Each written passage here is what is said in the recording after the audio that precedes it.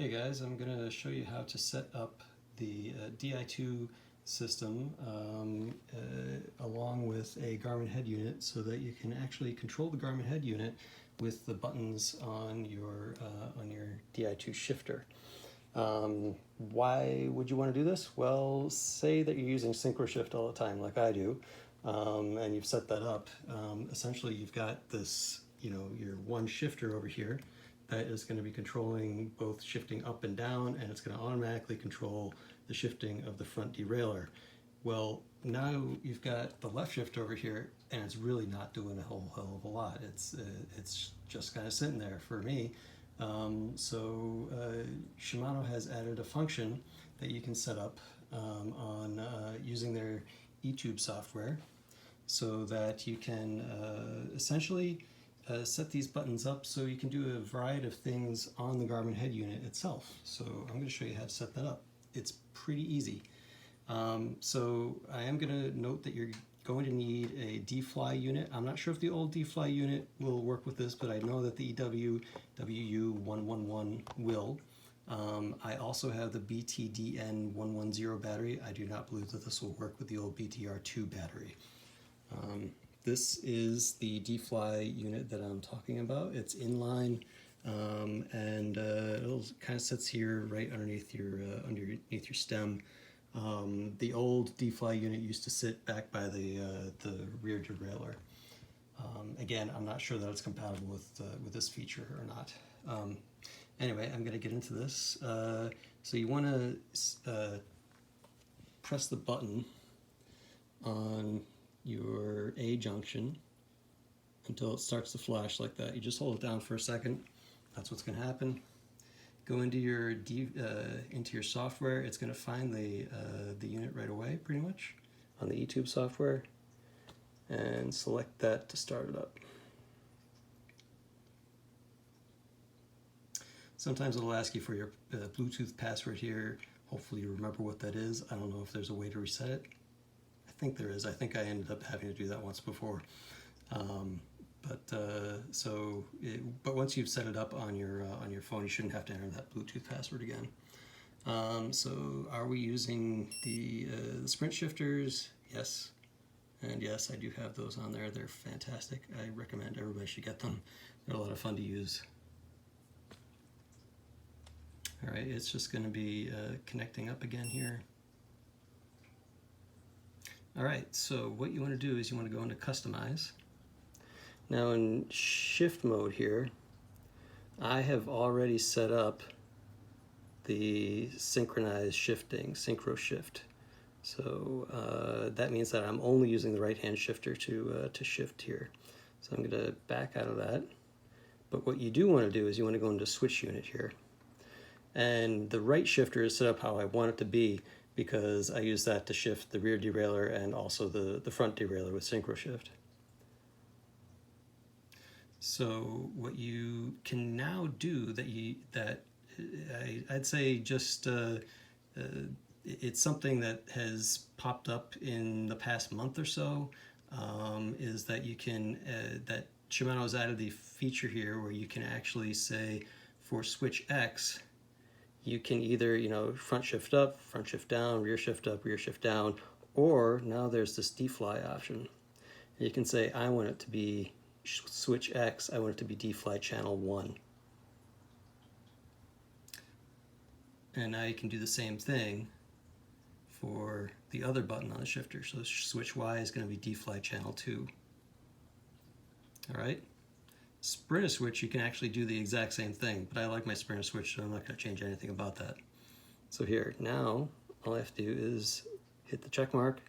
That'll save the settings to the DI2 system, and that's actually all you need to do on the eTube software itself. So I am going to go in here and do Bluetooth LE disconnected. All right, great. So now, we'll go over here to the Garmin. This is a Garmin Edge 1000. I believe this will work with most Garmins, at least the more recent ones.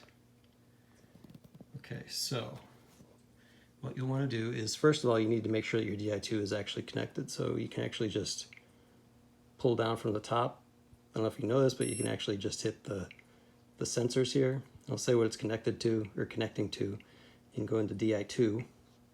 We're going to go ahead and connect to that. Usually it'll try to connect itself. Sometimes it doesn't.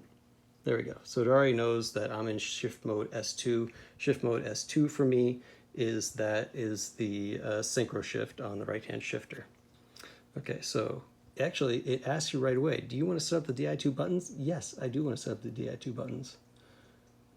All right, so I've actually already set this up here. So the left road shifter, switch X, if you click on that, so what I've set this up to, for single press, I've set it up to previous page. So you actually have a couple of options here. You can either do something with the lights, where you can turn your lights on or off, or change the light mode,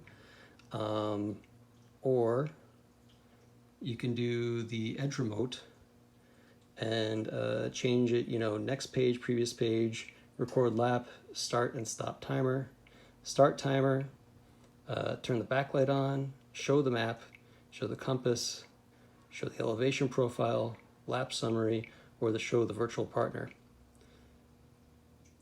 So what I had already set this up to be, and I'll go back here to show you, I had already set this up to be the previous page. Press and hold is set up for me as show map. Double press, I haven't actually set that up for anything yet, but if we wanted to set that up, we could set that up to something here on the edge remote. What would a double press be? Let's do something, let's see, show lap summary. Oh, show compass, something really stupid. I don't even have the compass set up on this thing, and we'll see if it actually works. All right, so that's switch X for the left road shifter, switch Y. Remember, those were the switches that were actually in the eTube software. And I've got that pretty much set up to just do next page. I haven't set that up for double press or press and hold yet, but maybe I'll do that later. Now, this is an Ultegra 6800 bike. I do not have the buttons on the top here, unfortunately. The Dura-Ace 9000 and 9100 both have buttons on the top here. The new Ultegra system that just came out this year, those shifters also have the buttons on the top, and those can be configured as their own D-Fly channel buttons. So you could even keep these buttons here as being shifting buttons and still be able to have these special D-Fly channel buttons if you had those shifters. As it turns out, all of the DI2 components are compatible with one another. So I could put Dura-Ace shifters on here. I could put the new Ultegra shifters on here. I could put the brand new Dura-Ace shifters on here. It'll all work just fine. And I may just do that in order to get those buttons at some point, but not right now. It seems to be working just fine with using this. So anyway, I'm going to show you how this actually works here. So I only have those two channels set up, so I don't have these other two channels set up here yet because, well, I only have two buttons to use, so really it doesn't make much sense to have other channels. But those two other channels could be, for example, the buttons that sit on top of the shifters here if I had one of the other shifter systems.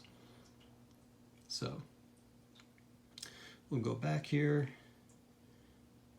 and we're going to go back all the way, and we'll go into our ride profile. This is how I have mine set up, and I'm just going to click here, and you can see the pages actually start to move as I click on the shifter.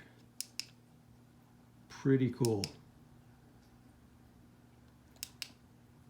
And here you can see I actually have some of the DI2 stuff set up here.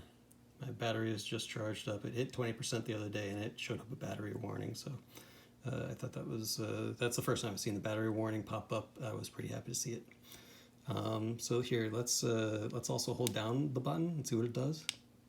Brings up the map just like we said it would. I'm going to double tap here. I don't actually have the compass as one of the screens, but let's see if it actually brings it up when I double tap. Nope, it brought up elevation. Looks like if you don't have that particular page set up, it's going to do something else for you. So. But anyway, that's the whole system on how to get the your DI2 buttons controlling your Garmin Edge. I've been using this quite a lot, and I like how it works. Garmin has just issued a new firmware for the Edge 1000 here that fixes some bugs that they were having with DI2. And actually, I had 3 issues that I was having with my Edge 1000. It was disabling sensors. It was disabling DI2. It was also having an issue with the gear ratios not being read properly from the DI2 system. And there was one other issue. The latest firmware, I think it's 14.30, that came out, fixed every single one of those issues that I was having, and I was very happy to see that. That just came out yesterday. So anyway, that's the video. If you like what you saw, hit that subscribe button. Thanks a lot. Bye.